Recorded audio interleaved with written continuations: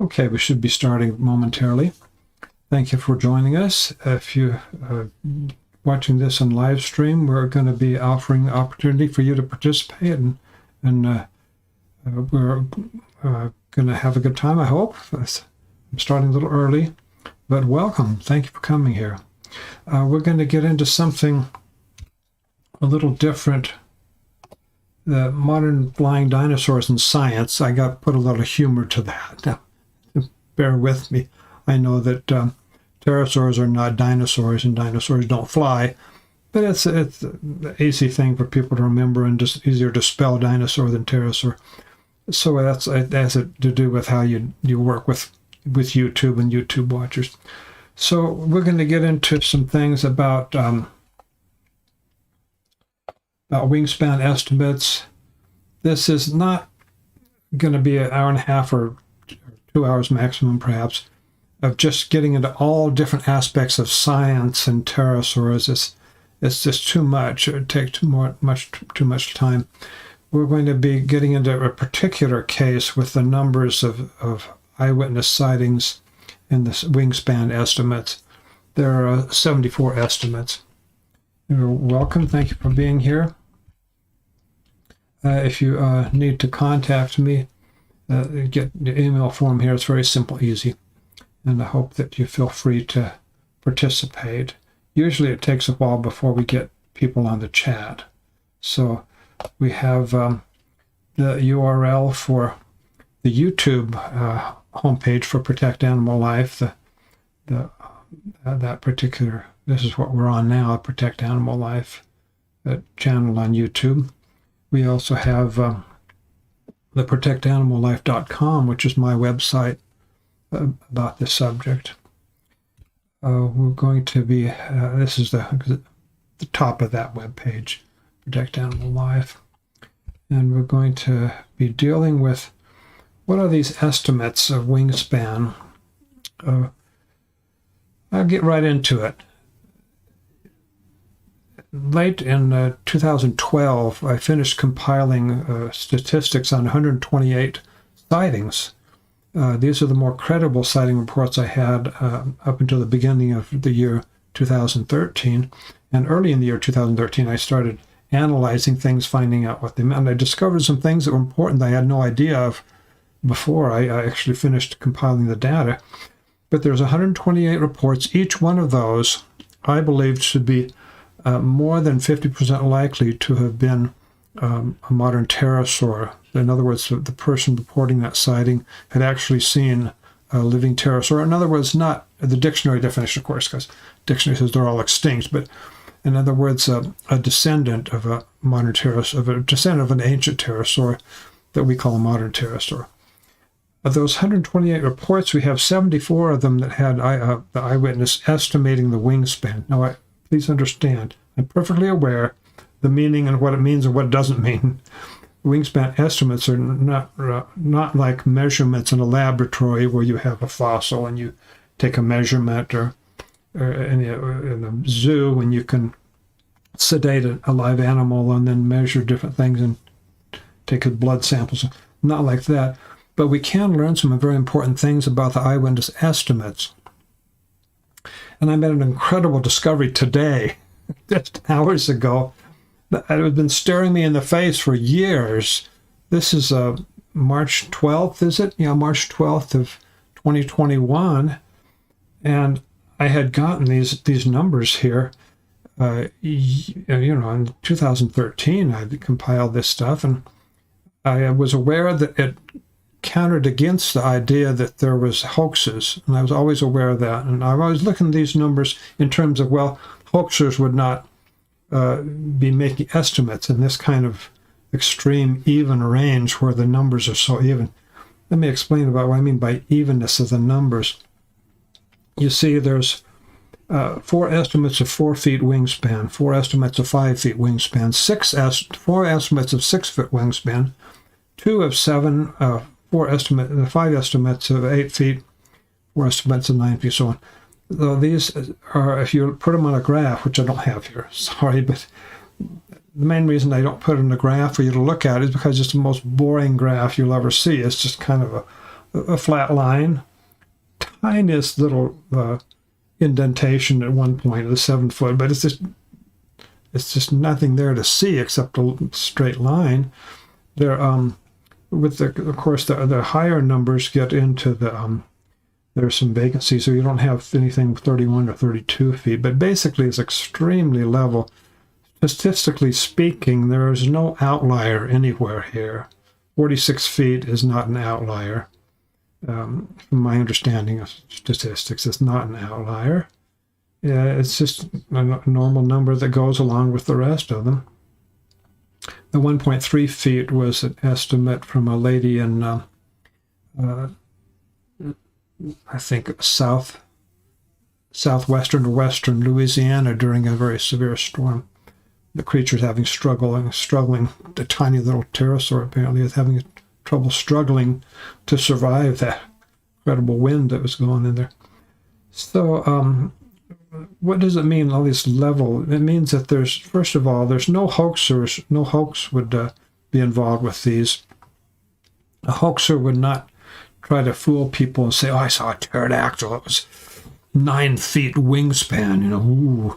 People say, oh, it's just a bird, Some birds have wingspans of 9 feet, and you're exaggerating. It was probably a blue heron, and you're just exaggerating. They wouldn't give that kind of estimate. They would say something like a 20 feet wingspan, Well, there are some 20-foot wingspans in these estimates, but they're just perfectly even as they go down to the 17 and 16, 13 feet. So hoaxers could not have played a major part in this compilation of the data here with the wingspan estimates. If there was any major involvement, like more than 6 or 8 hoaxers that had gotten in and somehow gotten to me and lied to me, we would expect to see some much more frequent larger numbers, at least some kind of a bump or a hill of some type, or in the higher number range, but we don't. But there's something else I discovered today, and this has to do with a total different subject, is the possibility of misidentification. Let's see, be sure we don't have some chats here. If we do, I want to respond to them, but we don't. Okay. These are, for example, well, what about the great blue heron? The great blue heron has a wingspan of about 5.5 to 6.5 feet. Well, yeah, what about the whooping crane? 6.5 to 7.5 feet. Pretty close, the same wingspan. With sandhill crane, 6 to 7 feet wingspan. Take, for example, the whooping crane, which generally has a wingspan as an adult of 6.5 to 7.5 feet. 74% of the estimates that we have for wingspans are not close to anything like a whooping crane size. 74% is a lot. That means you can't have any major involvement with whooping crane misidentification. It just doesn't make sense, especially if you consider the other aspects of the testimony. It has no feathers, and head crest in the back of the head. It was like a bony structure. So, but the numbers here from 1.3 feet all the way up to 46 feet.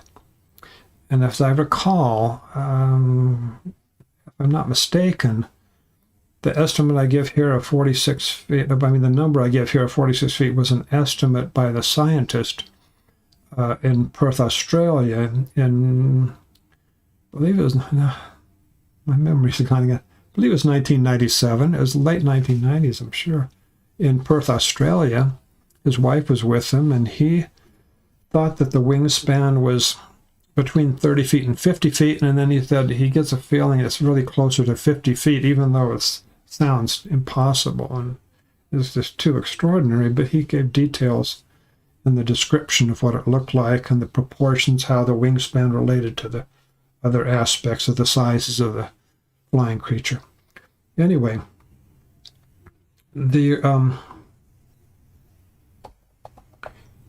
let's get down to something else here, as long as there's nobody else giving any comments. I like to get down to this bird. This is a shoebill crane. In recent years, we've been getting these kind of speculations. Oh, people are just seeing the shoebill crane. It looks like a monster. It looks primitive. It looks prehistoric. You know, that's what people are seeing. Well, look at the details. Try to at least be a little bit scientific and just look at what people actually say. No feathers, which obviously this strange-headed bird has kind of common-looking big feathers that are primary feathers are very obvious. Has the roping is some the American hammerhead roping. Excuse me, American hammerhead roping is what I call this here. With a sketch by Patty Carson. This was seen in about the year 1965 at Guantanamo Bay, Cuba. This is her sketch.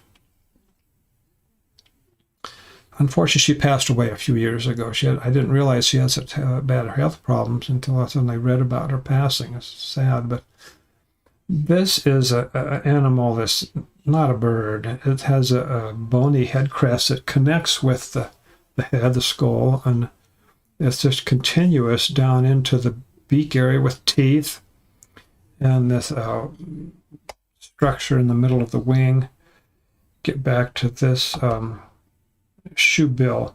It has a strange kind of hook kind of thing at the end of the beak, yeah, but no teeth. You just see that right below me here, that photo. Obviously, there's no teeth in the beak. It's not many sharp teeth. Not in the bottom of the beak, not in the top of the beak. And you look at the other picture here with trouble pointing the right direction here.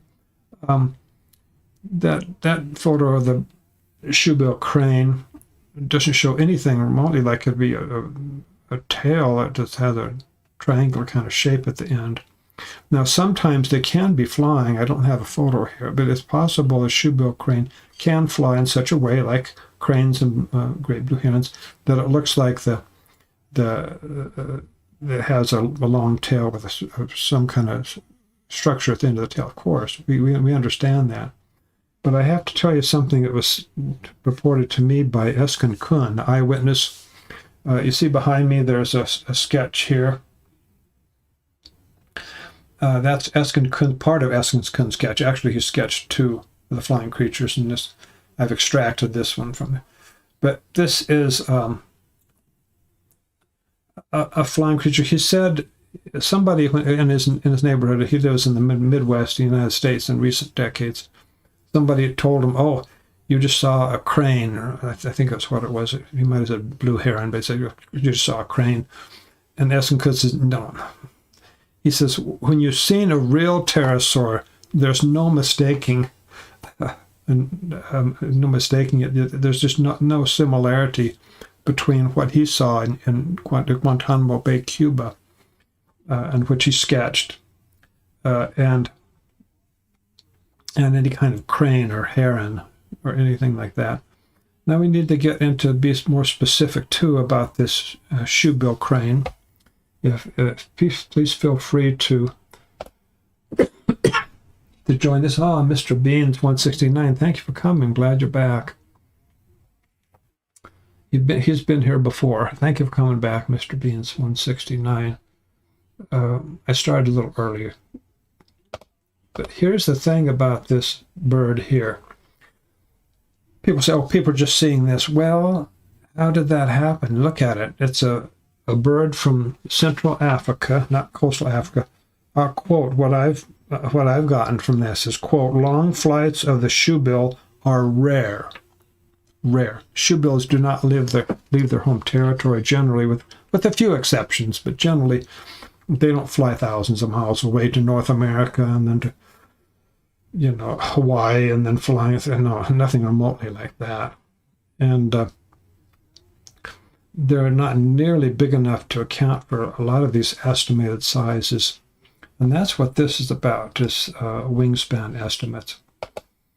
The shoebill can be 7.5 to 8.5 feet in wingspan. But that doesn't account for all these estimates in 10 feet, 10 feet, 10 and a half feet, 12 feet, 13 feet, 15 feet, 60 feet, 17, 20, and up and up and up till you get to the 30 feet wingspans.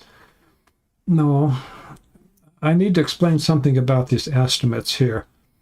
In terms of misidentification, it makes no sense. And I just really discovered this today, just this afternoon, and I was flabbergasted. It's been staring me in the face since the year 2013, and I've always thought of it in terms of, well, it's not a hoax, because people wouldn't come up with these kind of numbers if they were making jokes and hoaxes and lying about seeing a pterodactyl when they never saw anything at all. But it's much more telling, much more important with getting to these possibilities of misidentification, because it just destroys this idea. And by the way, when somebody just makes a casual kind of an audio P is back. Thank you for coming back. What a beautiful day it is to watch Romans in action today. Yeah, what a wonderful day in Utah, wherever you are. So grateful you're here, and please, for anybody, feel free to participate and to leave comments. Now, where was I with these estimates?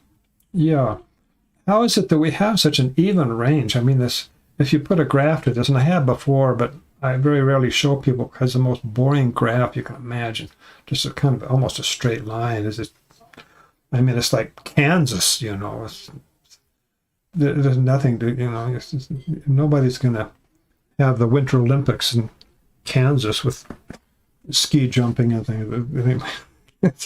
It's just, the important of it is that evenness. Why is it even? Well, it can't possibly be reasonably be construed as a result of misidentifications of birds like the blue heron or the sandhill crane or the whooping crane. There's not very often do you have any other kind of crane in the United States, in the 48 contiguous states of the United States, other than the whooping crane and the sandhill crane, but they're much too small, and they have a very narrow range for their adult size, like 6.5, 7.5 feet for whooping crane, 6 feet to 7 feet for the sandhill crane and wingspan. Nothing remotely like this gigantic range of estimates for the wingspans that people have up until the end of the year 2012. It's just a huge range. Why is it so evenly spaced? And there's minor exceptions. Just one person estimated 18 feet and just two estimated 11 feet. But those exceptions, basically, it's extraordinary even. Why is that? And there's another number of reasons that come together with this. First of all, we need to be careful, not just take it for granted that this is one species that's seen all over the world. One species, one type, one very precise appearing pterodactyl. My associates and I have been working on this for many, many years. The evidence does not point to that, really. There is one species, American hammerhead ropen, for example, that seems to dominate a lot. A lot of people report that. But there are exceptions, some different types. And when you have also different ages combined with that, where you might have a very old individual, a ropen that flew over Irvine, California, a number of years ago, and a man reported that to me. And I probably should mention that in a little bit more detail. And with the chat, yeah, okay, get back to the estimates. And I don't recall where the wingspan would be here. That he didn't estimate a wingspan. And I should tell you something about this man in Southern California that saw this creature flying across the road. I think it's Campus Drive or something like that. It's a road just north of the University of Irvine, California.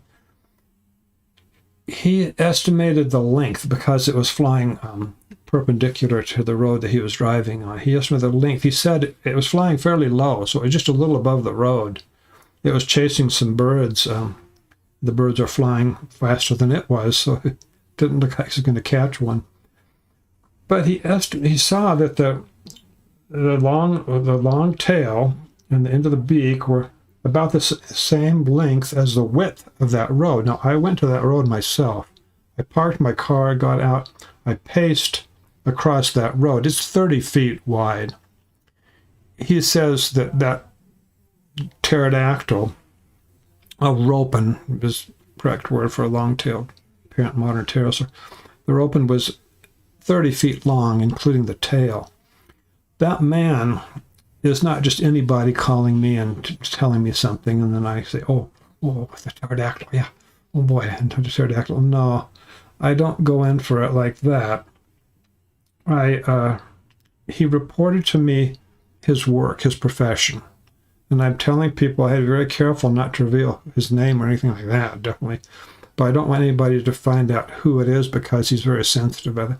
He's either a medical doctor or a police officer or an attorney, one of those three.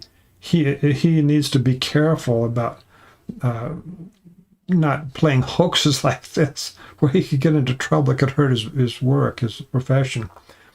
I called him at his work when he wasn't expecting me to, and I got to him, and he really is the professional that he told me he was. He really is. He would not play a joke like that. But anyway, that would not be on these statistics here because he estimated the length, but of course it would have a huge wingspan. But anyway, what happens is you have a creature that grows slowly over its lifetime. I presume slowly, don't know for sure. Maybe they grow fast, but they grow, and over a period of many years, they can attain a very large size, like this one that was seen a few years ago, and quite a few years ago, in Irvine, California. So that means that some of them are not that large. Probably most of them are about the bird size. So why don't you have the preponderance of estimates in the bird size range? There's a good reason for that. And I know I talked. You've heard me talk about this, and you've seen other live streams, at least one, where I've mentioned this. But it's important, especially for people who are just joining us here. When a person sees a living pterosaur or a parent living pterosaur, I try to keep an open mind, and not 100% of the reported sightings necessarily are modern pterosaurs, but most of them are. Most of them are. But I use the term apparent pterosaur to be technically accurate so that I can just continue on with the reasoning on a particular case, any particular sighting. You're much more likely to pay attention if something's very big. I mean, if you're looking not out the window, I have a window right here. I'm not looking at the window, I'm looking at the camera, or looking at my monitor, my keyboard, and so on. But if a huge creature like a wingspan of 30 feet, for example, or more, some of them are larger, of course, you can see, 30 feet were to fly outside, I could very well notice that, and it would attract my attention. I'd jerk my head, like, what is that?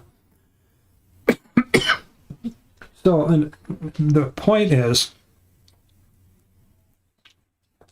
when a very large one, of generally nocturnal flying creatures, and a rare exception, a very big one, which is rare compared to most of the ropens, when it comes out in daytime, that is rare.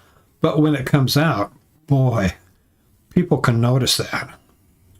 And they react in many different types of ways. In Western countries, they have a problem. They have a big problem. How do you deal with it? You're going to call the police and say you saw a giant pterodactyl flying over your house with a wingspan of 35 feet. What are the police going to do? I mean, if they do anything, it wouldn't be pleasant for you. But we have to be aware that those are rare exceptions. But if they fly around like that, you'll notice them. So that takes into account that there really are rare sightings. Many, many times a ropen will fly over a neighborhood or by somebody's house in a rural area, perhaps, or out somewhere where people are camping, hiking, so on. If it's a bird size, people won't turn their head. Why should you turn your head just to see another bird? You're trying to keep from stumbling on the rock ahead of you when you're taking a hike. The ordinary sizes are much more common in the actual animals and the number of opens of the bird size, but they're just not noticed that much. And so that evens out the total. Now, there's another thing about these totals here. When you have people making estimates, of course, you're going to have a variety of different circumstances in the sightings, and people are different, and they estimate sizes differently. So that's going to really smooth out these numbers a lot. That's why you got these various smooth ranges here. It's not that it has anything to do with how many animals are particular size, and nothing like that. And it's not just about how people turn their head. It's not just about that. It's about all these things together. An estimate inaccuracies, I'll say, because it's just normal. Not all of the estimates are so inaccurate, of course. This professional man in Irvine, California is one of the exceptions because it was flying right over the road. You could see where the road was, and it was not too far below where this robin was flying. So, please feel free to join in the chat. I'm Jonathan Whitcomb. This is the live stream, March 12th, 2021, Friday late in the afternoon in Utah time, which is the mountain time. The Protect Animal Life is the channel. The name of this video is Modern Flying Dinosaurs in Science, and I'm, of course, using humor there. It's really not meaning that the pterosaurs are flying dinosaurs. Of course, it's a different kind of animal. Contact, please feel free to contact me here. So I mentioned that these numbers are estimates. This is raw data, very raw. You have to look at it from the standpoint of any one of these numbers could be off. A 20-foot wingspan could be either larger or smaller. Now we have to be careful not assuming somebody says they saw a 20-foot pterodactyl. You say, oh, of course, well, you're exaggerating. Well, we'll say 15. And I've seen this happen with one of my associates. It's wrong. It's non-scientific. If somebody reports something, you don't automatically adjust it and then use your own adjustment in reporting it. That's wrong. You report what they say. That's the right way to do it. And, Dwayne Hodgkinson had a sighting in 1944 on the mainland of New Guinea, what's now called part of the country of Papua New Guinea. But then it was controlled by Australia. New Guinea, just west of Finchhaven. What was perhaps a small village at that time, 1944. And he and his buddy saw this huge flying creature just take off. Now, I should mention something about this sighting again, how it relates to misidentification. Because it's true, when you get down to these birds in the rope, and this is a blue heron. When they're flying, a blue heron, like a crane, can carry its legs straight behind it, as I understand, unless I'm badly mistaken. And so that the feet will make it look like it could be a kind of a flange at the end of the tail. And people just assume, people report a pterodactyl with a long tail, and that's just a crane or heron. It's just misunderstood that it was really just legs and feet at the end of the legs, of course. But there are exceptions. For example, in 1944, with the two American soldiers that were in the Army, and they saw this creature when they first took their attention to it. It was flying along and running across the clearing on the far side of the clearing. Fortunately, not on their side. I don't know what would have happened if it was on their side, but it was running to get airborne, and Dwayne Hodgkinson could clearly see the feet running, and it also had the long tail carried behind it, straight behind it. He later was asked in the interview. You can see this on my other channel. It's just my name, quote, Jonathan Wickham, unquote, my name. It has this wonderful interview that Garth Guessman made in a videotaping Dwayne Hodgkinson, the World War II veteran. Anyway, he was asked about the tail length, and he thought, well, at least 10 or 15 feet for the length of the tail. He wasn't concentrating on that, but he believed it was at least 10 to 15 feet long. There's no doubt that was not a blue heron. Which brings up another problem that people don't consider. And remember, this is not scientific when a critic just throws out a statement, oh, it's a blue heron, great blue heron, or a crane. And they might be specific, which sounds scientific. A whooping crane or a sandhill crane. Oh, that's specific, it's scientific. It's a specific kind of crane, But no, that's just not scientific. It's not looking into any particular sighting. It's just making a very, very general kind of throwing out something about sightings in general.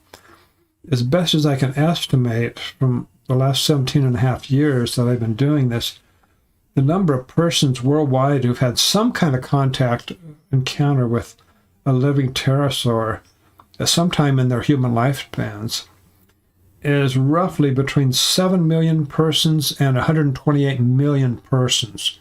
That sounds like a tremendous number, and it is, but it's not that much when you consider there are 6 billion persons at least. There might probably more of that now. I might be out of date, but more than 6 billion persons on the face of the earth. So that is a small percentage of persons. And also, a lot of those sightings that I just mentioned and those millions of people are poor sightings which you really can't do much with. The better sightings might put the total number of eyewitnesses more in the hundreds of thousands, perhaps.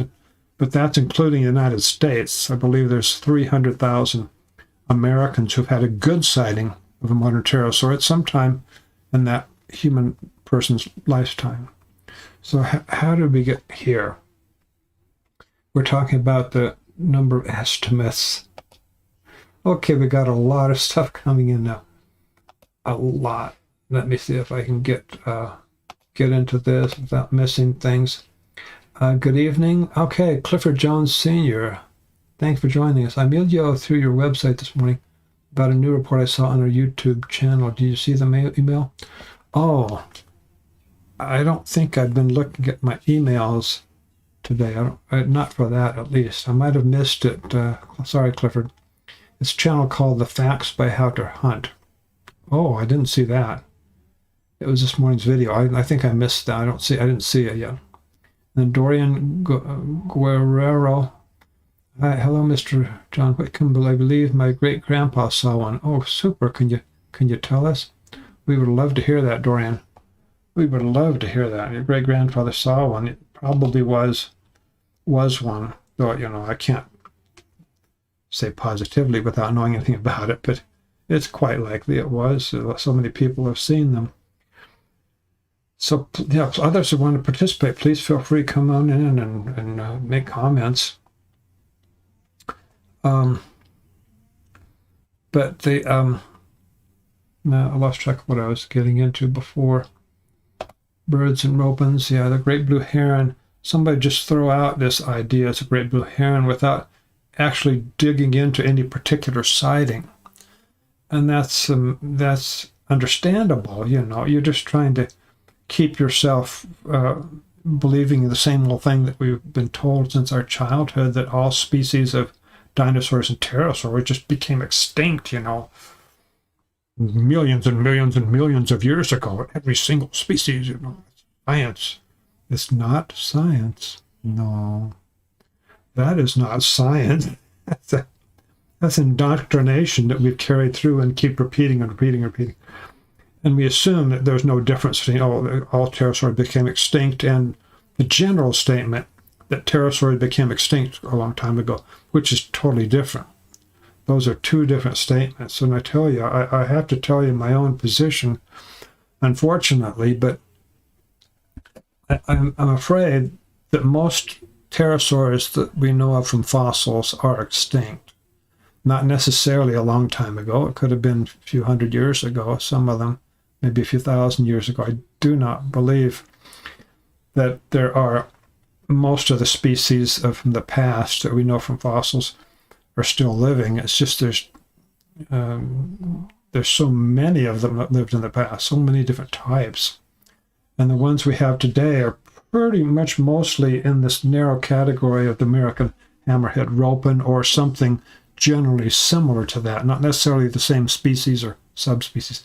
And that's hard to get right into that, but let's see what the chat is doing here. Yeah, IWP, yes, please do tell us a story. Okay, Dorian, feel free to tell us. I keep getting more reports. Sometimes I have to just have a live chat with this where I just have a list of recent reports that I've gotten. Just read them off. I don't like to read. I don't think it's that interesting, but we need to get these out so you can see that people are still day to day, week to week, sending me reports that they or somebody they know has seen the parent living pterodactyl. So we're waiting for Dwayne to respond. We can go into some other things. Science thrives more when you have numbers that you can deal with. You can look at numbers and you can be specific. That's why my first scientific paper was just mostly mathematical calculations, and that's another story for another time. But my second scientific paper was about modern pterosaurs, and I did use some numbers there with certain things about how many people see certain things in the Southwest Pacific. And Mr. Gentry, thank you for joining us, Mr. Gentry. Besides pterosaurs, could there be some species of other types of dinosaurs that could be allowed to? Absolutely. Dinosaurs, yes. I can tell you one thing that not all of you have heard, though I've mentioned it before in another live stream. Don't remember which one. It's been quite a few in the last few weeks, but I got a report not many years ago from this lady, and I get the idea that she was a social worker or something. She worked for some agency of some government near the border of Louisiana and Texas. And she told me she was in this remote area, a rural area, to visit some family.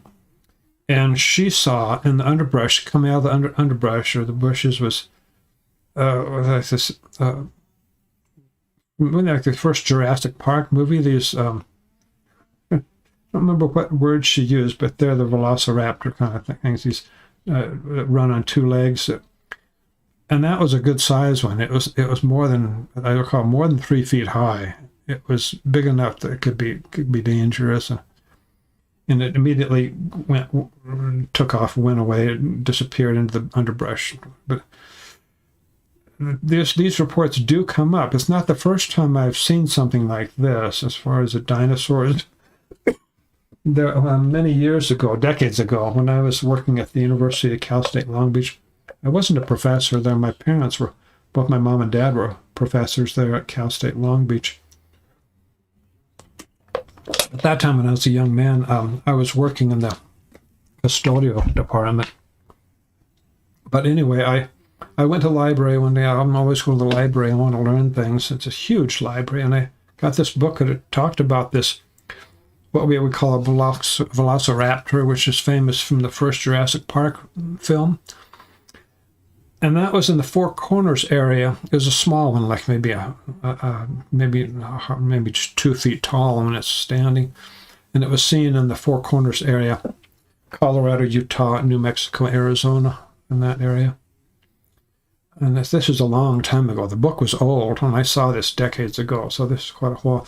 But, you know, I got my mind to that because this lady in Louisiana had seen one that was bigger than that, and that was in recent years. But yeah, I believe dinosaurs could be alive today, absolutely. Though they're probably more nocturnal and uncommon or rare, or else they would have been discovered, of course. So science thrives in numbers. I can't quote that scientist from a few centuries ago, but it's where we get the name Watts, I think is what we get it. He said something in the nature of, if you can't say something in numbers, then you have a very poor understanding of it. You need numbers. So here we go with these wingspan estimates. 74 estimates out of 128 sighting reports that I compiled by the end of the year 2012 and early in 2013. I did the analysis of it, and only then did I realize some of this is really important. You can learn things from these things.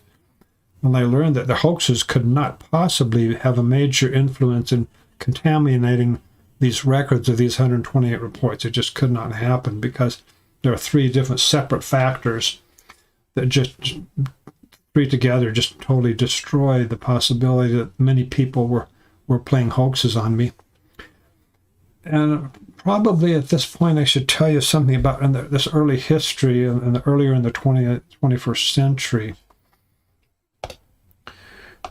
And we have a good number here now. We're getting a little more people involved with this. Thanks for joining us.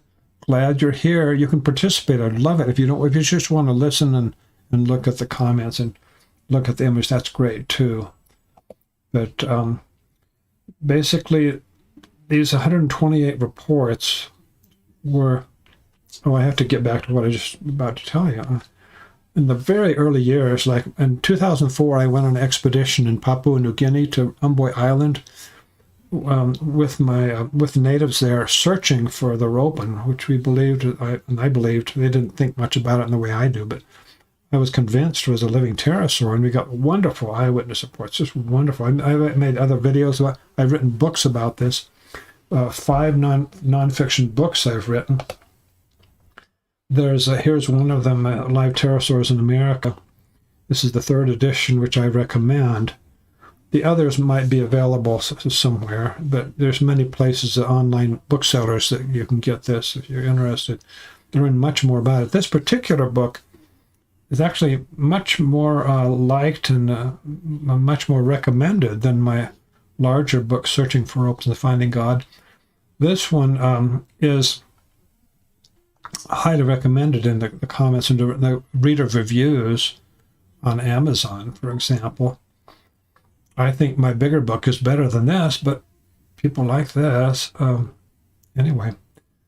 And there's Searching for Opens and Finding God, where you can find reports from all over the world. It's way over 300 pages. You get a lot of information from this if you're interested in that detail.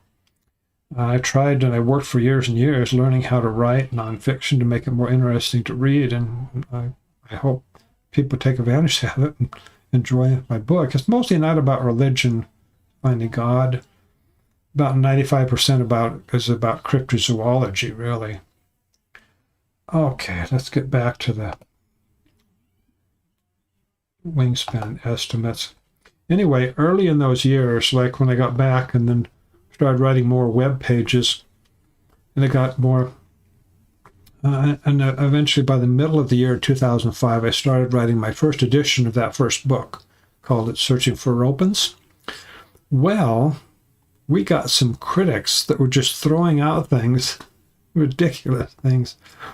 Critics is calling us, liars, and they had this web page that had on the URL, that the name of the web page included the word liars and stupid, in the web page. Of course, I think later maybe somebody realized, you can't really talk about other people like that. You could be in trouble, unless you have evidence that we're liars.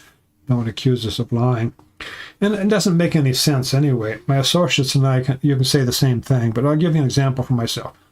I went on an expedition. I led a short expedition on this remote tropical island in the Southwest Pacific in the year 2004, searching for a living pterosaur. I saw nothing that could have been a living pterosaur. Nothing. I interviewed a lot of people who had seen it, natives. Oh, wonderful interviews. I can write a book just about that, only that alone.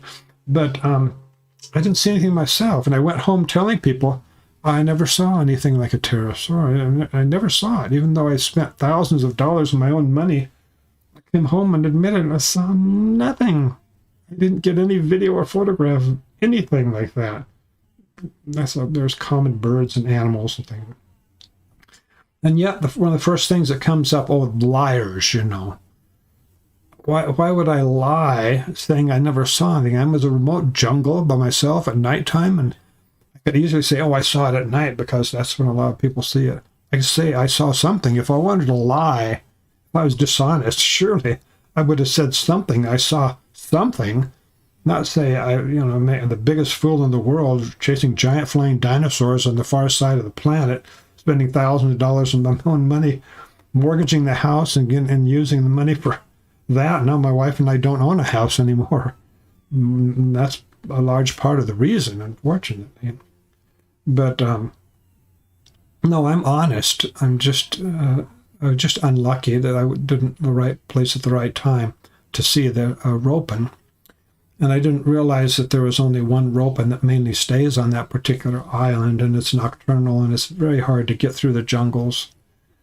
Very hard. Be careful if you're ever thinking about doing anything like that. It's dangerous, diseases, and I don't recommend it in general unless you really prepare extremely well. Anyway, so to get back to the chat, I hope we can learn more about this.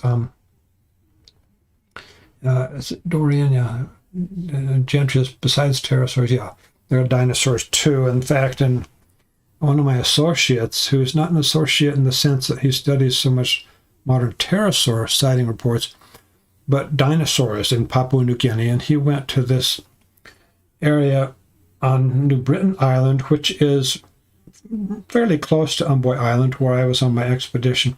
I could see this giant New Britain Island from a distance. I could see it, but I never set foot on that island. But there are people there that report these large animals, and sometimes I feel like I could get more information, the details, which kind of dinosaur it might have been.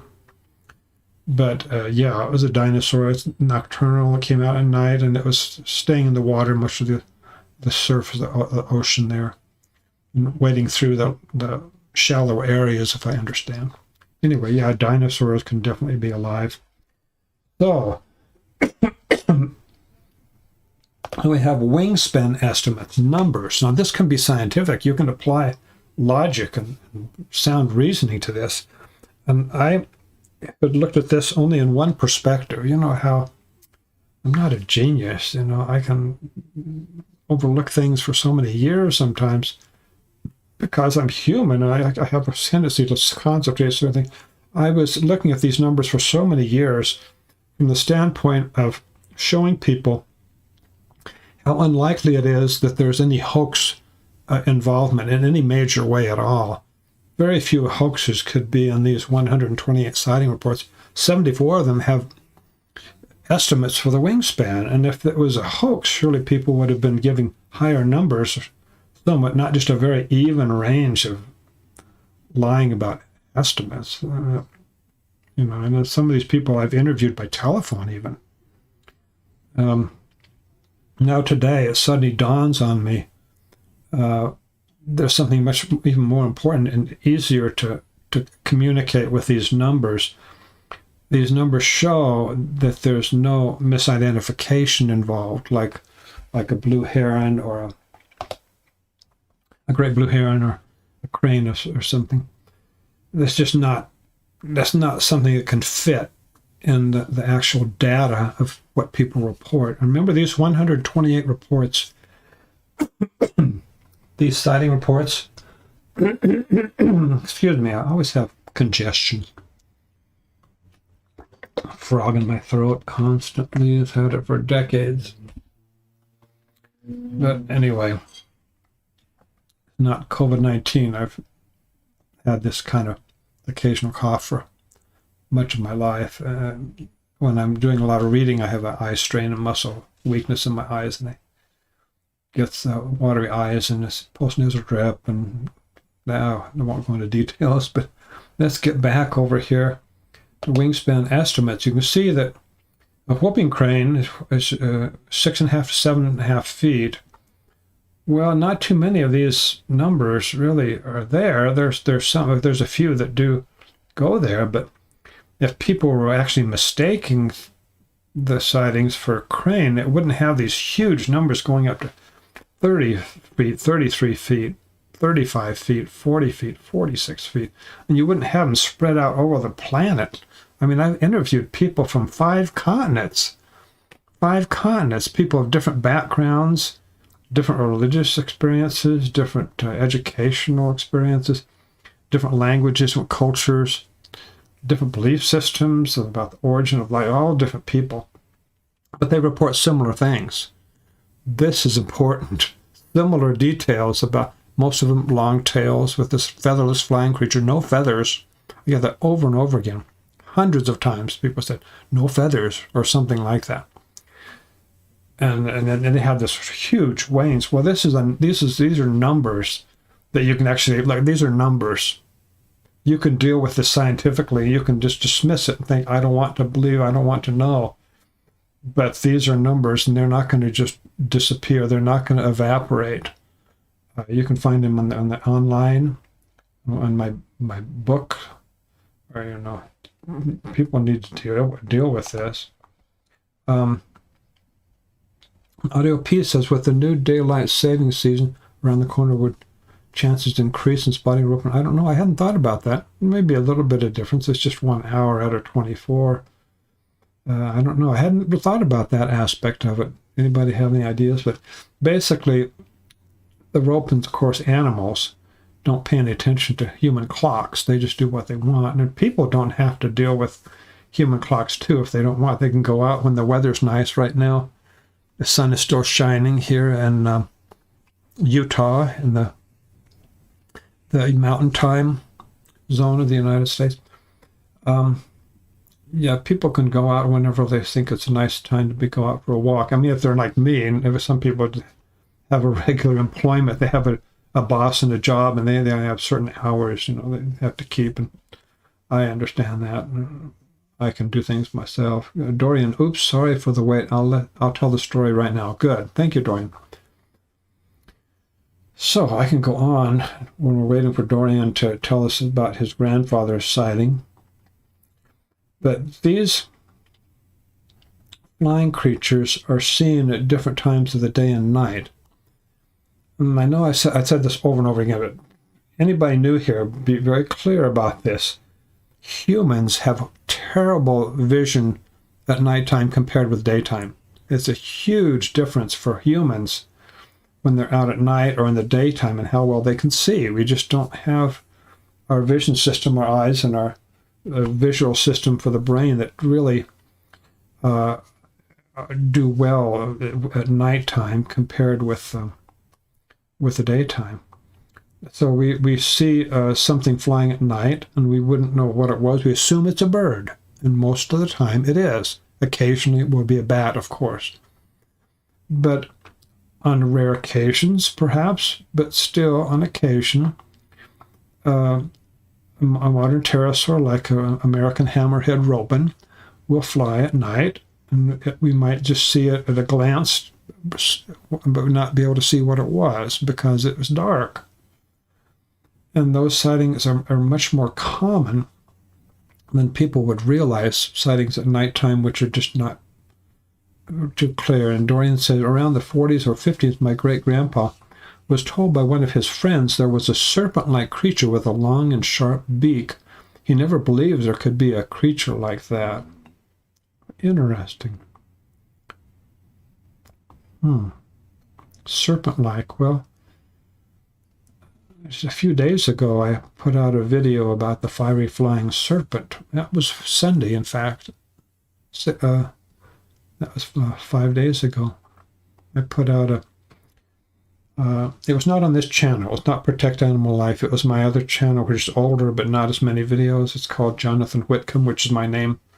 But that's a channel where I put out that video about the fiery flying serpent.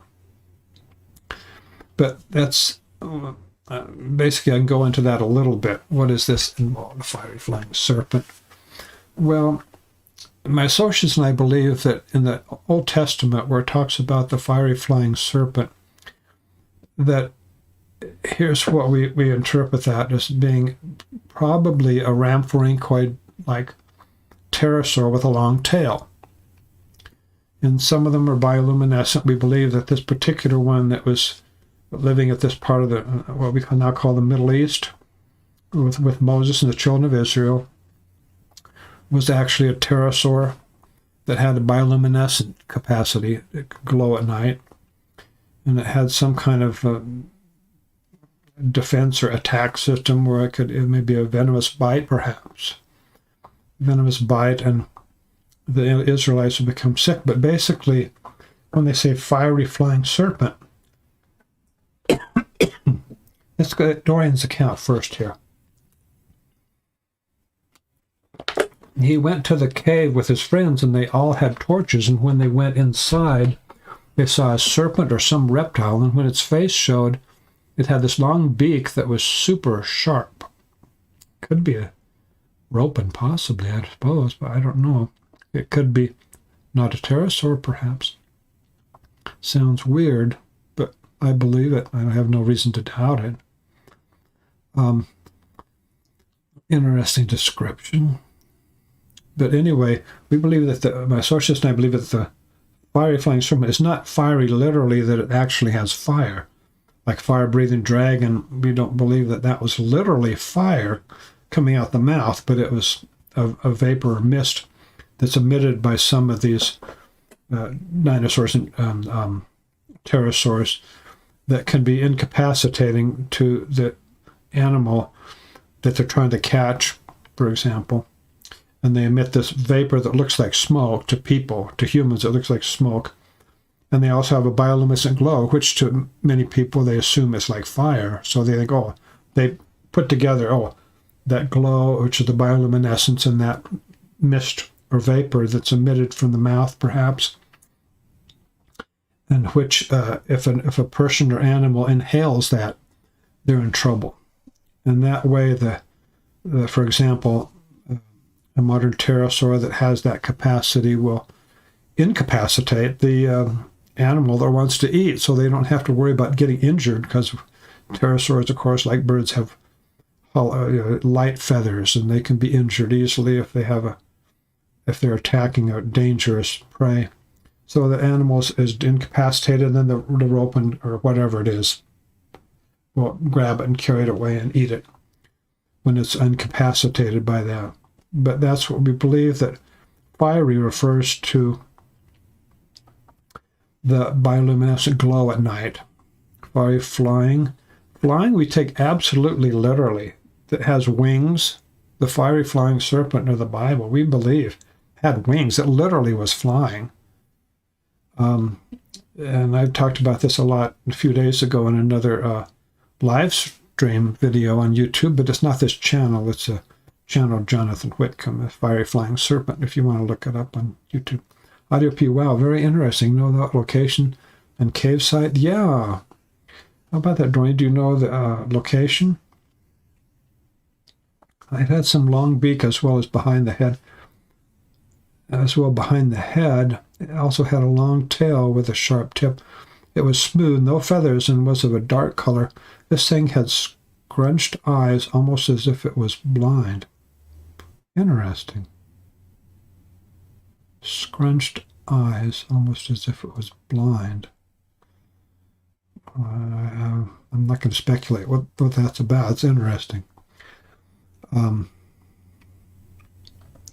tail could be a ropen with a sharp tip. Smooth, no feathers. So, Dwayne, did your great-grandfather or anybody else acquainted with the sighting mention anything about wings? It had wings like a flying creature. Anyway, the last word in the phrase "fiery flying serpent" is people assume it really was a snake.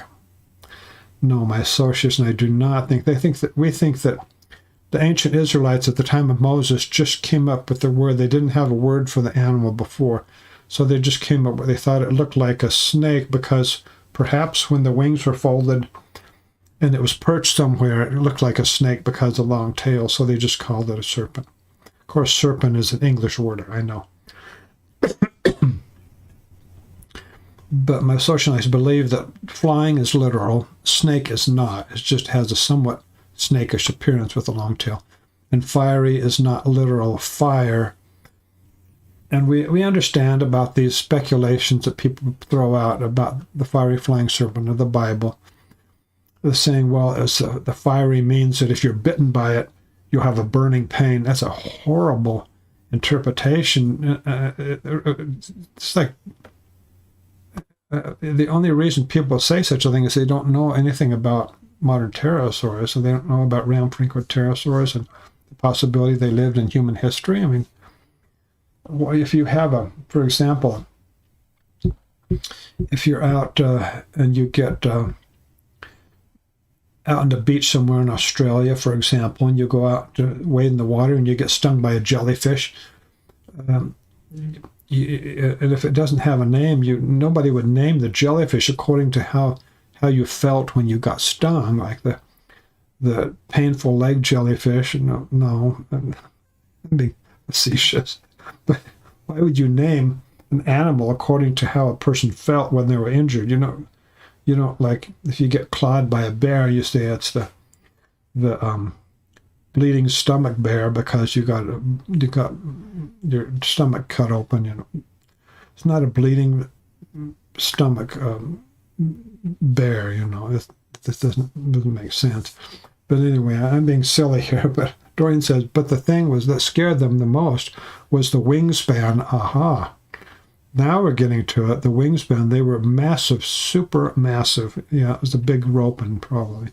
Dwarfed any bird today. It also had claws that were long in its feet, made them all look like kids. Some ropens do get very large, extremely large. And I'm telling you, these reports that I have of the estimates for wingspan, I advise people don't dismiss the larger ones. The larger ones are real animals that really had that approximate size. I understand if a person is scared, they can exaggerate and think something was bigger than it really was. However, why would they be scared? Number one reason, why would somebody be scared of an animal? Because it's extremely large. Yeah. So you can't say that they're exaggerating because why would they think it's because it's frightening? Because why would they be frightened? Because it's large. So back to the chat.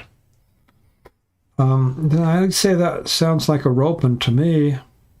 I would call it a ropen. A long tail, a very large wingspan.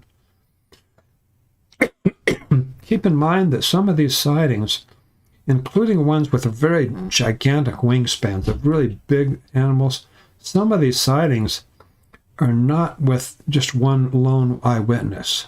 There's more than one person observing at the time. I have two different sightings in San Fernando Valley, which are like this. Both of them are interesting. Were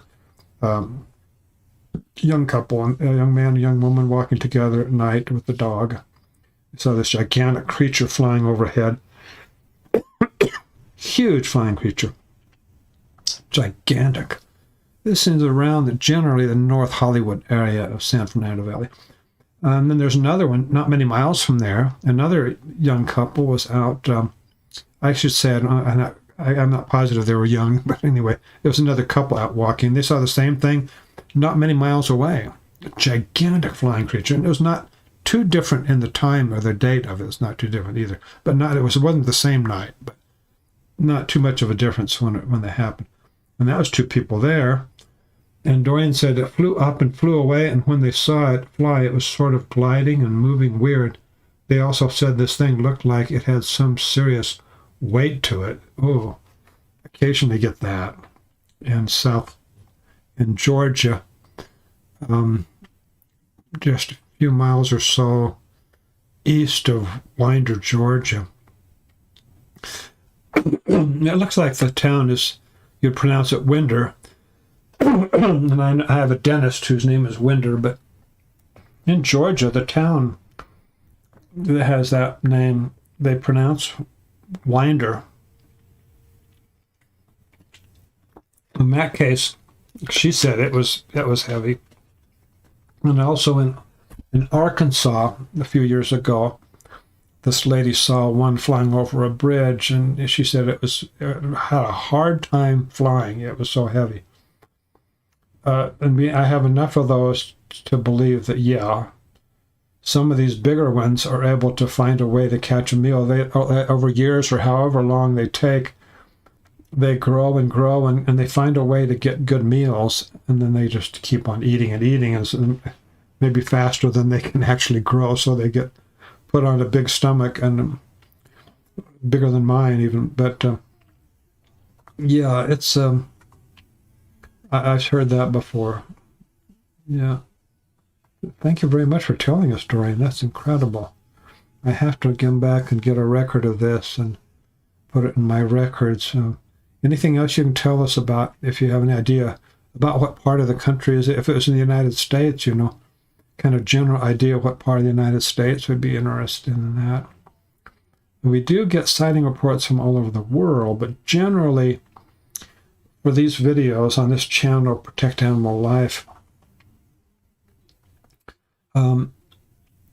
mostly Americans, and for some reason we have a lot of people that watch these are middle-aged men for some reason. Maybe because of me or something, I don't know. But not too many of the ladies compared with the men. So if you have your wife or girlfriend or your mom or sister, anybody, feel free to invite them. Make it a little more even. Audio P, that would be awesome to go to that cave again. Everyone with Go cameras, night visions. If in case it passed away, the remains would possibly be in there. Yeah, it's worth to try if you could do it, but I wouldn't count too much on that. But this is a long time ago, way over half a century ago. So, it's not my experience. Those kind of things don't work out well. But who knows?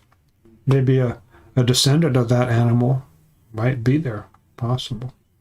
Dorian says, they all ran, they all claimed that they saw a dragon. Yeah, that's a common word that people use for these ropens. R-O-P-E-N, ropen, dragon. They also said the creature was big as a small engine plane. I've heard that a lot, too. They all ran out of the cave and never went back. I don't blame them. I get that kind of thing, too.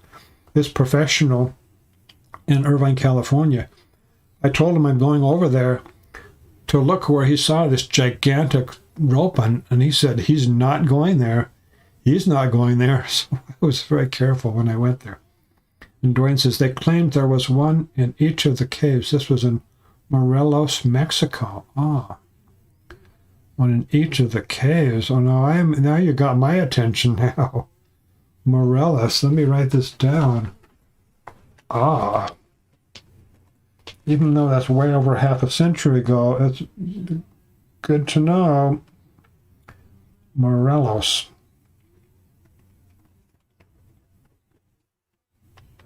In each of the caves. Oh yeah, that's worth going to, but I'm kind of concerned about going to Mexico. Unless you really know your way around and you know how to handle yourself, because there can be human danger there. I have to be careful.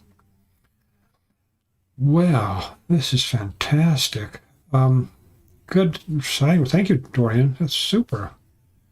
The larger ones are described somewhat similar to the smaller, except they're more likely to have a report of a head crest. And Mr. Gentry asked which village or town was it near. Thank you for joining us and mentioning that, Mr. Gentry. I haven't looked this up, Morelos, Mexico. It's good to know. I have received reports from Mexico, and I have a video out, in fact, a few months ago about a sighting in near Puerto Vallarta of this gigantic pterodactyl flying in the daytime there. It's near this little village there. And there's not just one report. I mean, this is one particular one, but I've seen others that are similar in Mexico. Dorian says, I must go now, Mr. Whitcomb. Thank you, kind sir, for reading my story. I watch all your videos, sir. Have a good day, my kind sir. Thank you so much, Dorian. Delighted you're here. I hope you can be with us again. I hope we can do more of this every Friday, like about this same time. And I'll try to keep my schedule so that we can keep on doing this. and I'll have other things that we can be watching and be involved with. And this is Protect Animal Life is the channel on YouTube. Please subscribe if you're really interested and you would like to watch videos. Don't subscribe if you just want to help me. Just no. I mean, if you really want to watch some videos on this channel, and you'd like to be involved and maybe participate, or just to find out more about these reported sightings and so on. And if you really want to watch more videos in the future, definitely subscribe. But it won't help me if you subscribe and then never come back. I don't want that. Only if you really want to see some more of these things. And this particular video is Modern Flying Dinosaurs in Science, recognizing that that's kind of a humorous kind of sense, because really the technically correct word is pterosaur, not flying dinosaur, but it works better with the way things, to get people to come here. They remember the phrase flying dinosaur. If you want to contact me, come here. Now, we're still going on. It's still early, so don't leave. We have things to talk about. This is the YouTube channel URL for Protect Animal Life. There's way over 100 videos, way over that we have now on this channel. All different types, different parts of the United States, different parts of the world, different aspects of pterosaur sightings. Right now, basically, we have.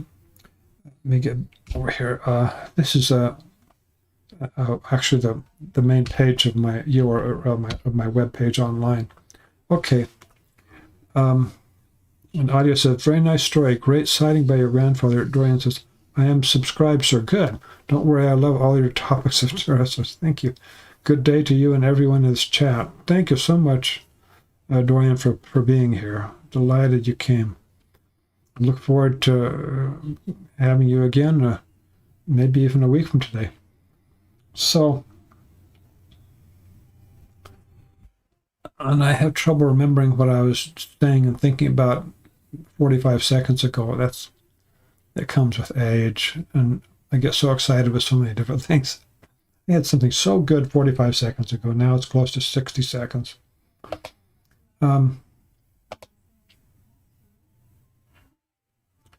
Science does best when people try to use numbers on things and use numbers to discover things, learn what you can from numbers, because numbers can be compared. It's a measurement of some type. Now we have, of course, anybody coming in new here. By the way, we have, let's see how many people. Oh, a good number of people here, like the last week.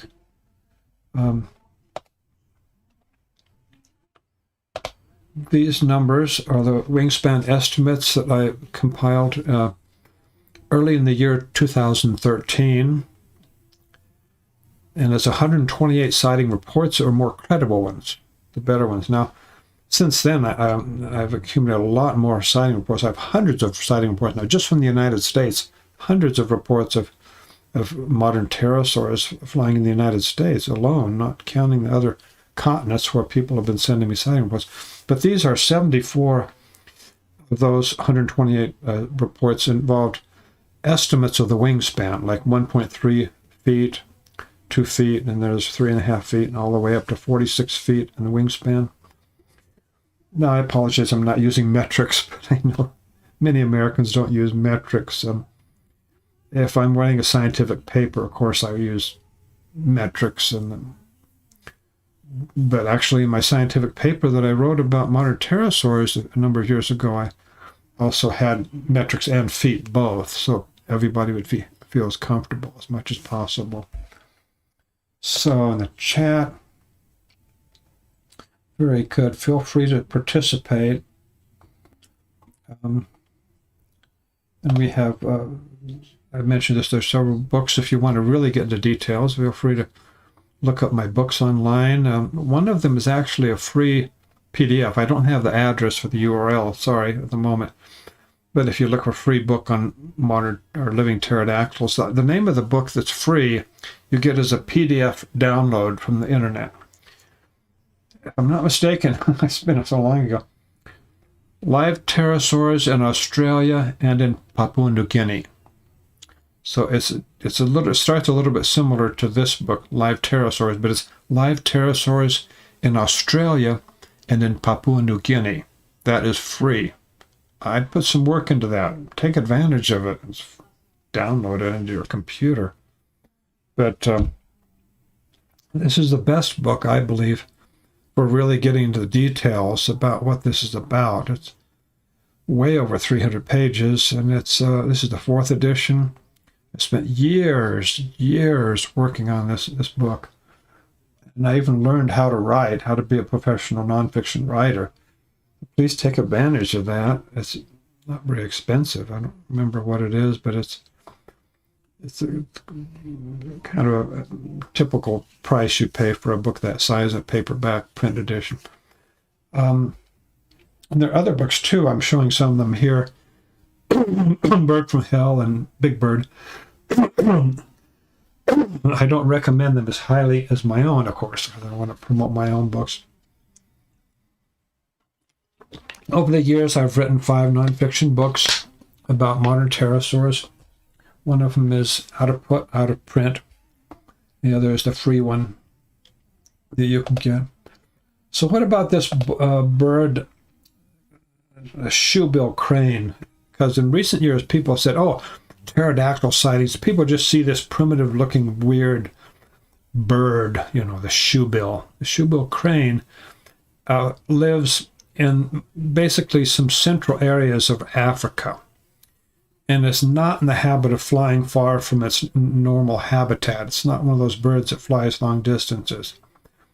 So you cannot account for people all over the world reporting the same thing about a featherless pterodactyl with a long tail, and especially with a head crest on the back of the head. It looks like a horn. You can see behind me here. Where am I? See this sketch by Eskin Kuhn, the U.S. Marine at Guantanamo Bay. Long tail and a flange at the end of the tail. No feathers. I get this report all over the world. The shoebill crane is just not it. It makes no sense.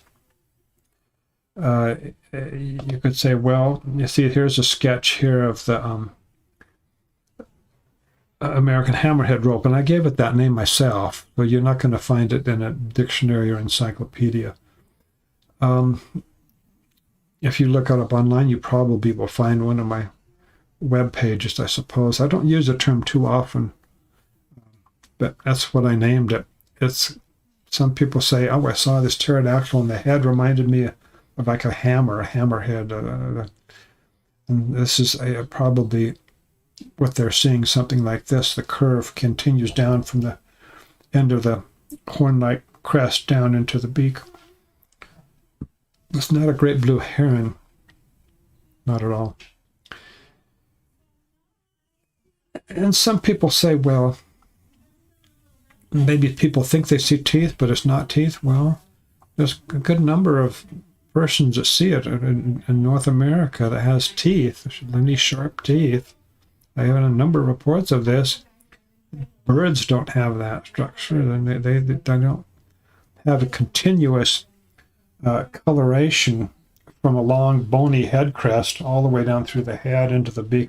This kind of continuous. It's like, no, it's not a bird. So let's get back to this chat. See if anybody else has come back. Feel free to join us if you want to write anything.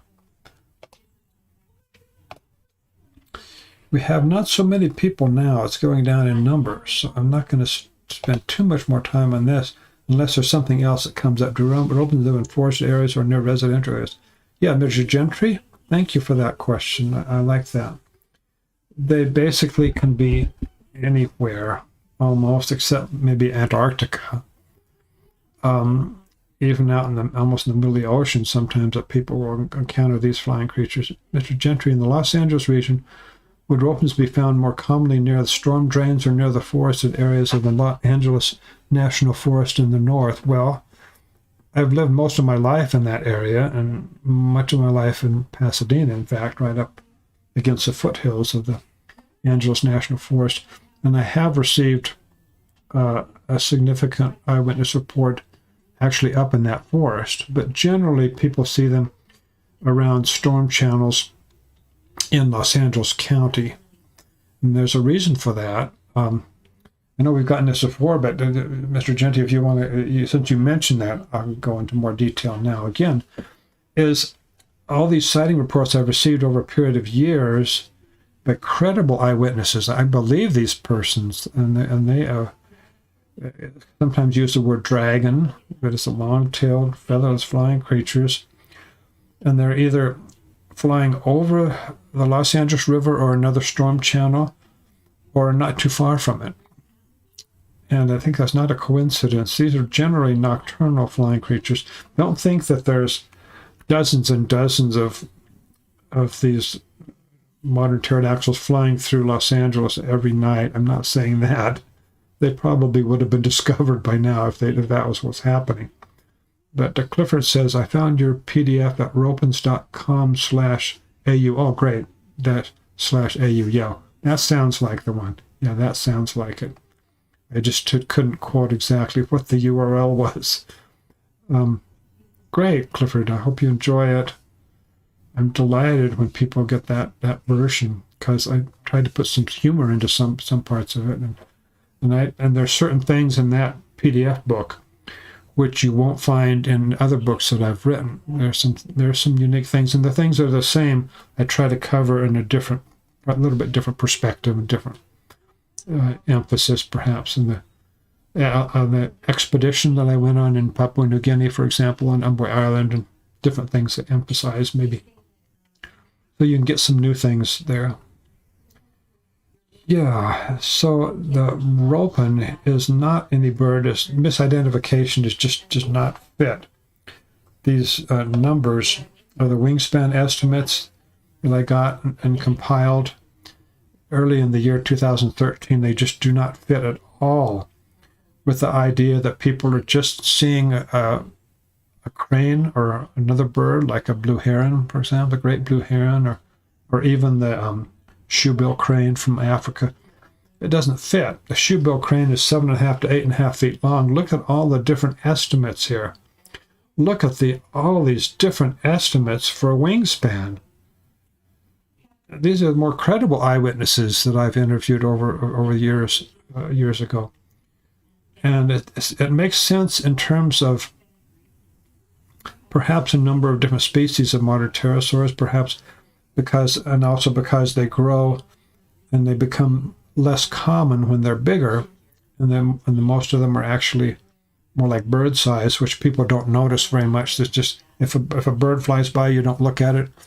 If a modern pterodactyl flies by, you'll still be doing whatever you're doing, and you won't turn your head. That's basically what happens. So there are a lot more bird-sized modern pterosaurs, or ropens, if you will, than there are large ones. But a large one, you cannot just keep doing what you were doing. You're going to turn your head because it takes up part of the sky when it's flying by you. And so you're going to look. And so if you report it to me, then I have another one of these sighting reports of a gigantic ropen. And I appreciate that. Thank you so much for all those who have given me so much information over the years. We do have a few more people that are coming on now.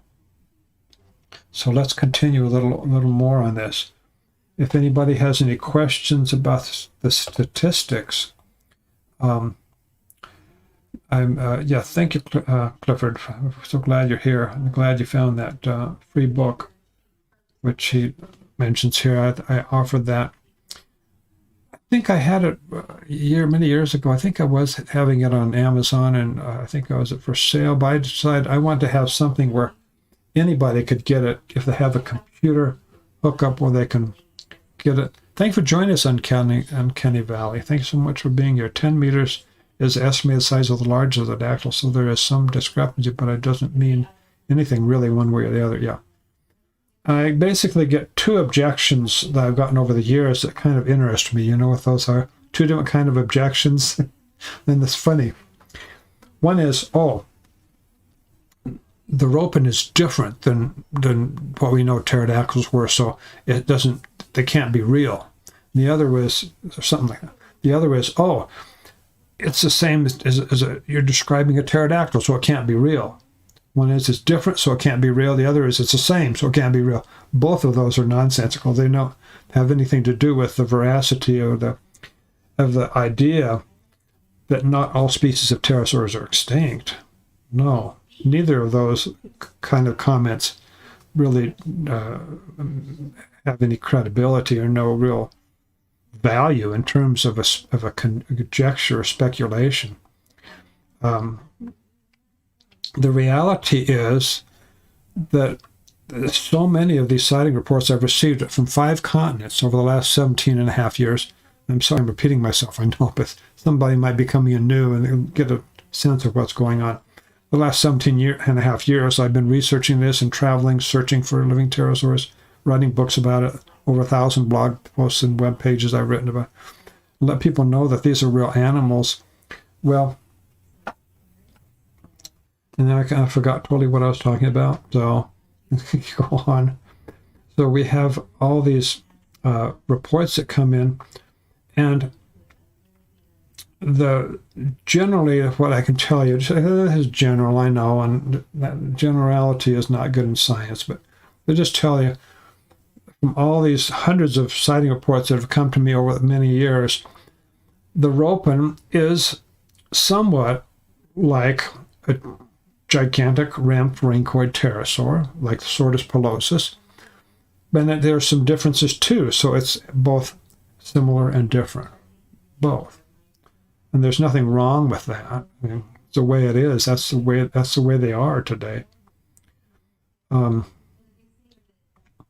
it certainly doesn't mean that people can't be seeing what they say they see. No. Science, Western science, is based in history of Western science on observation. People see something and they try to make sense of it. What does that mean? Now, Galileo is looking in the telescope and he can see a magnified image of Jupiter, and he takes records, he takes notes. He doesn't have a camera, of course. There's no photographs, no cameras back then. He draws a sketch of these little dots that appear at the same kind of plane, and over a period of days they seem to change. And then he finds that there's 4 of them, 4 of those, the Newtonian moons, I guess, of Jupiter. Yeah, that's observation. You take notes, you take records, and you observe, and you try to figure out what it is. Well, you learn some fascinating things. That it's possible for something other than the Earth to have something going around it. And basically, that's it. This whole idea that everything in the universe revolves around our planet Earth, boy, that was knocked down. That does not work. And Encanada Valley says, we put people in jail on the basis of eyewitness testimony. So if we are to dismiss the sightings, then we also need to revise our justice system. Yeah, that's a deep subject too, yeah. But anyway, yeah. What happens in this situation is, and I understand I'm not asking anybody to devote their lives to the subject like I am. No. Just maybe instead of over 15,000 hours that I've devoted to it, just spend at least a few minutes considering some of the things that my associates and I are trying to tell the world about this. And I spent years ago, I passed the 10,000 hour mark for the amount of time I spent on that, and I don't want you to go that route. Unless you really feel it absolutely you can and you should, which probably none of you who are watching this are that situation, because it's a difficult life. You could have some challenges, but just try to use what you can of what we've discovered from the eyewitness sightings And occasionally we do get a photograph or video footage. It's not generally the best yet, but it will get better. And we can have a session, if you like, on this one of these live streams where I'll show you a compilation of video and photographs, which are generally not good quality, but so you can see that we do have something there. And so we have hope that in the future somebody will get some really good video footage, which I'm hoping and praying for. Yes, it's coming. Generally, here's what happens, and this is a challenge. It's been this way for decades. I'll tell you what's been going on with photographs and video. And that's just as long as check to see what's going on with the general situation with our live stream.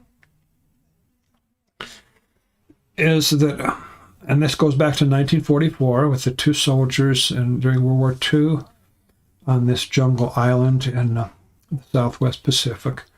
And it continues on until just recent years and months. A person might have a camera on them.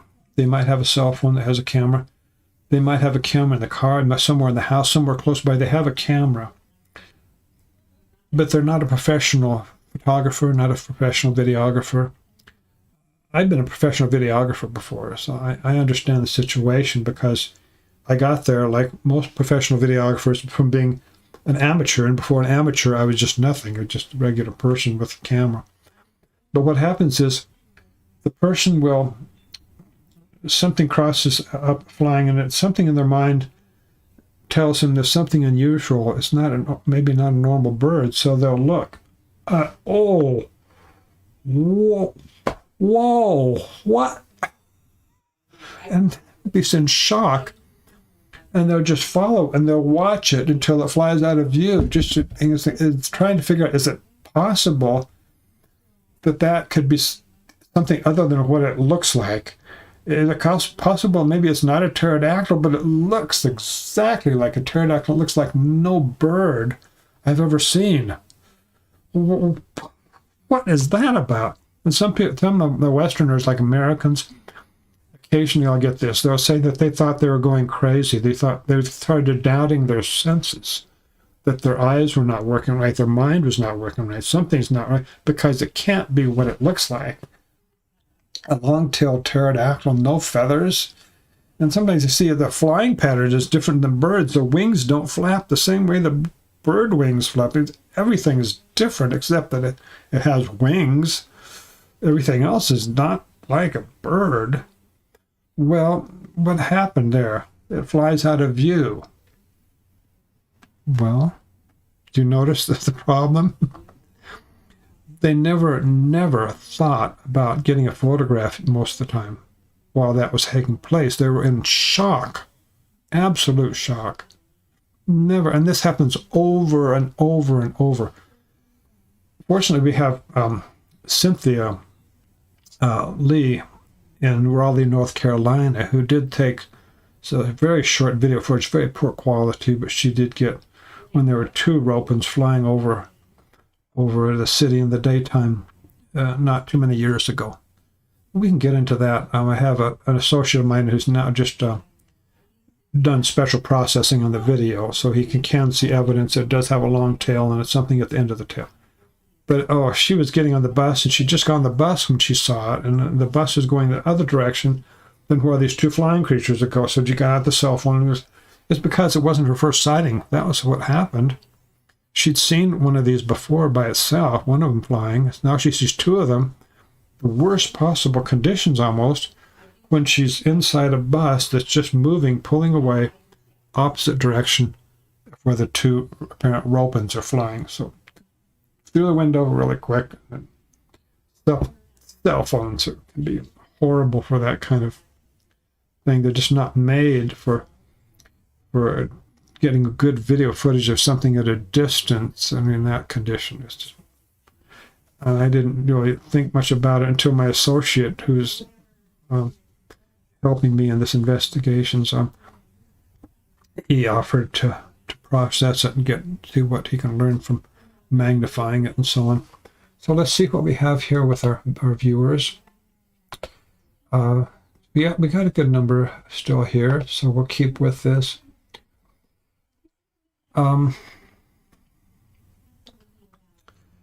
So this happens over and over again.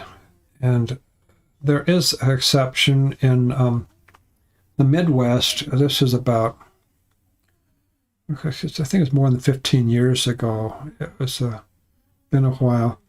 And I got a report from this man who was out, if I remember right, oh yeah, in the Midwestern United States. He was outside smoking a cigarette, and then he saw this pterodactyl flying kind of high. He saw it, and he thought about, and this is not kind of far away, not close. Close, you get more shocked. Yeah, but it was far enough away that, not too far, but he could see that it was a pterodactyl, but not so close that he was just absolutely shocked. So he thought about running in the house, getting his camera. He thought about it immediately.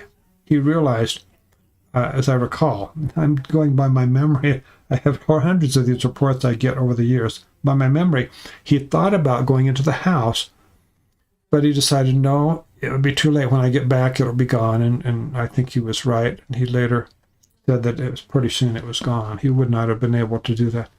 Even a professional wildlife photographer, to get a good shot in that kind of situation, needs to have the camera at hand. And even then, you have to take off the lens cover, you have to turn it on, you have to point it.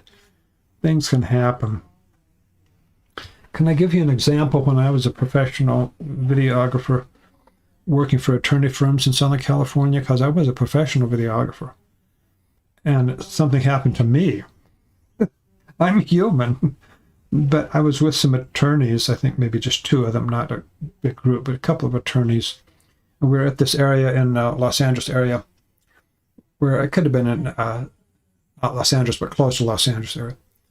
And we were going to this scene where there'd been an accident where a truck had pulled into a turn, and there was an accident, and I was to videotape that scene.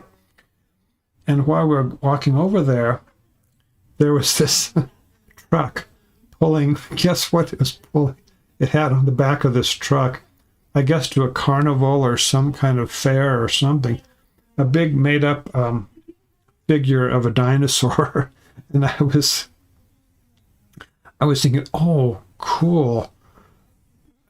I can take a video of that, and maybe I can somehow use it somehow. It's a beautiful dinosaur, made-up kind of dinosaur thing. I don't remember what it was made out of, plastic or whatever. And as I was thinking about it, I really measured my eye. These attorneys are watching me, and yet they know I'm supposed to be videotaping the scene. If I just turn around and videotape that thing, is that going to make a bad impression on the attorneys? It might. Anyway, as I was thinking about it, the light turned from red to green, and the truck pulled out, and it was gone. But just to give you a kind of silly example there. KJ, thank you for coming back. It's good to see you again. I'm sure you've been here, right? Good to have you back. Are ropens feathered or smooth? Well, this we need to distinguish between two things, and be careful about this. Be really precise and scientific. There's a difference between a scientist being able to go into a laboratory with a fossil, for example, and get under a microscope or a magnifying glass and examine it for a while, and somebody having sighting of a pterosaur that flies by. Very, very big difference. So we can deal with what people see is generally it's smooth, no feathers involved. And what they don't say, but what they mean, I think, is there's no primary feathers and there's no appearance of any texture like feathers on it. It's more like it's a leathery appearance. Now, that does not mean that animal they saw does not have any hair or any fur at all. It does not mean that. It's just that as they saw it, whatever distance it was, as they were watching it, they're probably not watching for that detail. They were looking at the head and the tail, and maybe the head crest and maybe the long tail and the wings and the way it was. They didn't concentrate trying to see if it had any hair.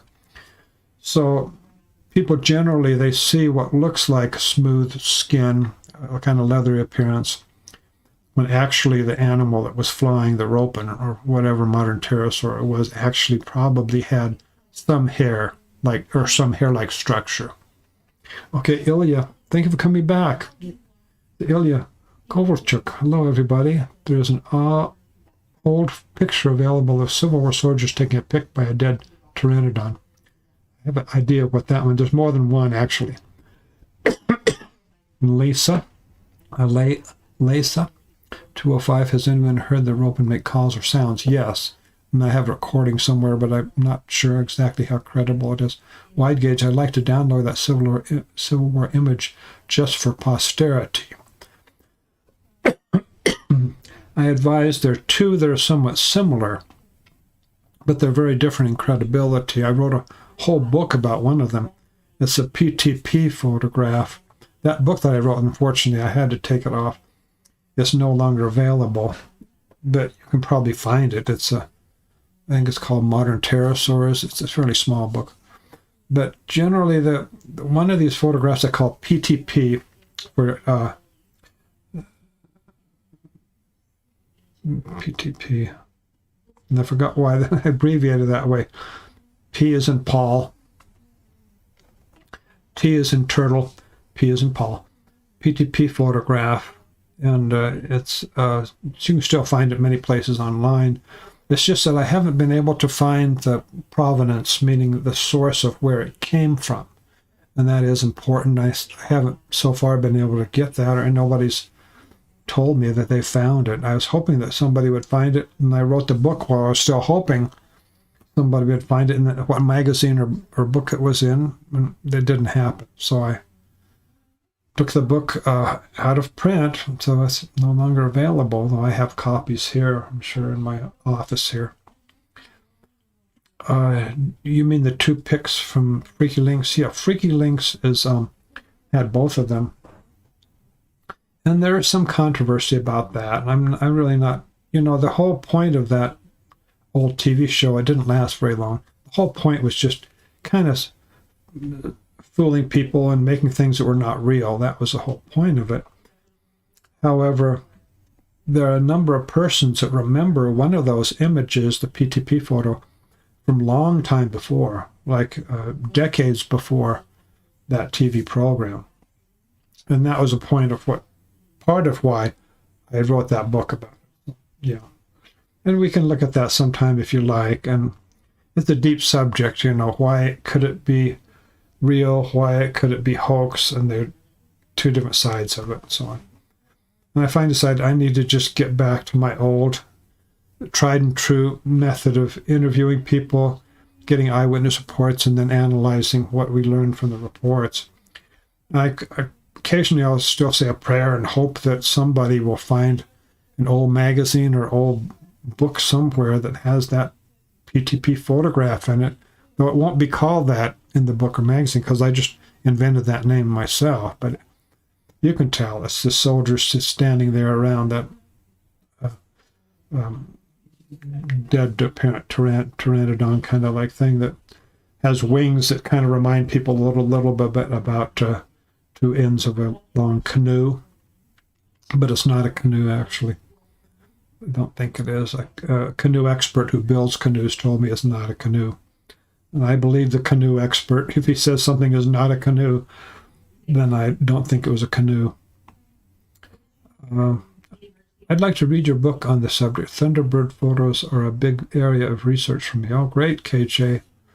Great. I have so many books I've written. One of them I mentioned a little earlier this evening is available free online, and I highly recommend to everybody here, please look for this, find it. I don't have the URL here to give the exact address online, but the title of the book is Live Pterosaurs in Australia and in Papua New Guinea. Let me just do a Google search real quick. I want to just be sure that I got that title right. It was a long time ago that I wrote that book. Live Pterosaurs in Australia. Let me see if I can get that. Okay, here it is. Yeah, the title of the book is Live Pterosaurs in Australia and in Papua New Guinea. A free PDF. And when you actually get to the link area, I'll give you I'll give you it's alivedragon.com. That's just like one word, all run together, alivedragon.com/freebook/nonfiction.pdf. So I hope everyone here can get that downloaded and read it because free. I spent a lot of time on that, a lot of work, and I think it's worthwhile. I hope you can learn from it. And there are things in it that you won't find in my other books, some things in there that are different. Yeah, feel free, take advantage of it. Feel free to participate. Now, the wingspan estimates are basically the point of tonight's discussion, that these could not possibly have come from misidentifications of common birds. That just doesn't work. And most of these sightings are from the United States. Not 100% of them, but these are 74 out of 128. 128 sighting reports that I put together in analysis early in the year 2013, 8 years ago. And these 74 reports are out of a total of 128 of the more credible sighting reports that I had at that time. I have many more now, many more. Hundreds of sighting reports. I just keep getting more and more. And you'll notice if you do any searches on like YouTube videos or there's more and more people getting involved. And you know what I found out? Listen to this. I was so excited. This week, I found out that I saw this. Let me see, I get it online. It's this YouTube video. And let me find it here. It's called Roping of Raleigh Living Pterosaurs. The name of this kind of, I guess it's an online radio station or podcast. The name of it is Roping. Oh, sorry, let me get the right name here. What is it? Let me get down here. Let me get this. Roping Radio Network. I was so delighted. Roping Radio Network. Oh, right. That's wonderful. Man, that is so cool. You don't know how many years I've been working on this, how many thousands of hours, and now see there's people coming in and doing things like this. And that's the name of their network, is Roping Radio Network. And positive, really good stuff. And this particular, I'm looking at part of the on my monitor, my computer here on YouTube. The name of the video, if you want to see this, it's almost an hour long. But this is not. It's not. Of course, it's not this channel. This channel is Crypto Guerra. And the name of the video here. This is just a month ago, last month. He put it up. Roping of Raleigh Living Pterosaurs. Roping, R-O-P-E-N, of Raleigh, like Raleigh, North Carolina, which is R-A-L-E-I-G-H. Roping of Raleigh Living Pterosaurs. Oh, today, this week, it's just been a wonderful week for me. Oh, I got sighting reports, delightful new reports. Let's see how people are doing on the live streaming now. We have a good number still. Let's continue. Any other comments? It's now almost 6 o'clock. Let's see if I can find out how long I've been on here afternoon. It's getting close to 2 hours. But I don't want people to just come on and then it ends, That's the bummer. I want you to be able to enjoy if you come in late, if all possible. But my wife is waiting downstairs with a family friend that we're going to have some movie watching Friday night. But I'm so glad you're here. We're going to come back a week from today. I make it a point on Fridays in the afternoon around 4 to 4:30. I'll start in Mountain Time, which would be like 3 or 3:30 Pacific Time, or 6 or 6:30 starting in Eastern Time Zone. Of course, we're going to have a time change coming up just in a day and a half now. From tomorrow night, we change our clocks, or Sunday morning. So remember, change your clocks. The sun will stay the same and still do its own routine, but we have our clocks changed. So thank you for coming, everybody. I'm just delighted. And this is something we need to cover real quick. I picture a rope and spinning records. Oh, and Ilya says, "Oh yeah, if I missed it, ordering a book on the Jersey Devil just to compare recent sighting with known pterosaur species." Oh, that's a good idea, Wide Gauge. KJ, there's a fascinating connection at Wide Gauge. Okay, Jersey resident here. Cool. Yeah, we have a lot of sightings from New Jersey, and that's a deep subject. We could get into it, perhaps have a whole... Should I write notes about this? Should we have a live stream that covers New Jersey sightings and the Jersey Devil? Probably should. Why don't we do that? New Jersey. Do I get a second on that? Yeah, there's some challenges. We probably need to spend more time on that, not just to have just a brief minute on it. Yes, KJ says yes. So let's do that. I can't guarantee it'll be next week. There's so many things that need to be covered on modern pterosaurs, but I have it written down here, and so I'll have that in mind. And yeah, New Jersey, KJ says yes to New Jersey video. All right, that's a second, so we're going to do that either next week or really very soon anyway. I think people keep reporting it with the cloven hoofs, which I surmise is a misidentification. Who knows? Wow, we should examine that, look into that. What's going on with that? That's an old tradition, I know, the cloven hoofs. That I don't know if I've ever seen a recent report that has something like that. And Wide Gauge doesn't have the book yet, but that could be worthwhile. There's a lot of books that are about strange things, that some of them could be living pterosaurs. And I had a lot of those books myself here. We could talk about some of those things that go by different names, you know, Jersey Devil, Mothman. I suspect some of those things are not actually